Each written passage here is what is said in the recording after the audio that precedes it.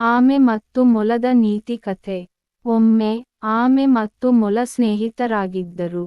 ಮೊಲ ತನ್ನ ವೇಗದ ಬಗ್ಗೆ ಹೆಮ್ಮೆಪಟ್ಟು ಆಮೆಯನ್ನು ಯಾವಾಗಲೂ ತಮಾಷೆ ಮಾಡುತ್ತಿತ್ತು. ಒಂದು ದಿನ ಮೊಲ ದರ್ಪದಿಂದ ನಾನು ತುಂಬಾ ವೇಗವಾಗಿ ಓಡುತ್ತೇನೆ, ಅದು ನಿನ್ನಿಂದ ಆಗದು. ಅದನ್ನು ಕೇಳಿದ ಆಮೆ ಕೋಪಗೊಂಡು, ನೋಡಿಯೇ ಬಿಡೋಣ ಯಾರು ಮುಂಚೆ ತಲುಪೋದು ಅಂತ ಮೊಲದೊಂದಿಗೆ ಒಂದು ಸ್ಪರ್ಧೆಗೆ ಸವಾಲು ಹಾಕಿತು.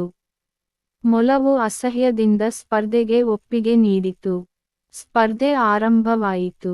ಮೊಲ ವೇಗವಾಗಿ ಓಡಲು ಶುರು ಮಾಡಿತು ಮತ್ತು ಶೀಘ್ರವೇ ಮುಂಚೆ ಹೋಗಿ ದಾರಿ ಮಧ್ಯದಲ್ಲಿ ಮರದ ಕೆಳಗೆ ಸುಸ್ತಾಗಿ ಸ್ವಲ್ಪ ವಿಶ್ರಾಂತಿ ತೆಗೆದುಕೊಳ್ಳಲು ಕುಳಿತುಕೊಂಡಿತು. ಆಮೆ ಬರಲು ತುಂಬಾ ಸಮಯ ಬೇಕಿತ್ತು.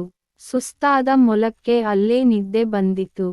ಆದರೆ ಆಮೆ ನಿಧಾನವಾಗಿ, ಮೆಲ್ಲನೆ ನಿರಂತರವಾಗಿ ಮುಂದೆ ಹೋಯಿತು. ಮೊಲ ನಿದ್ರೆ ಮುಗಿಸಿ ಎಚ್ಚರಗೊಂಡಾಗ ಆಮೆ ಗುರಿಯನ್ನು ತಲುಪಿತ್ತು. ಮೊಲ ವೇಗವಾಗಿ ಓಡಿದರೂ ಸಮಯಕ್ಕೆ ಮುಂಚೆ ತಲುಪಲು ಸಾಧ್ಯವಾಗಲಿಲ್ಲ. ಕಥೆಯ ನೀತಿ: ಸತತವಾದ ಪ್ರಯತ್ನವು ಜಯವನ್ನು ತಂದುಕೊಡುತ್ತದೆ, ವೇಗ ಮಾತ್ರವಲ್ಲ. Thank you for watching this video.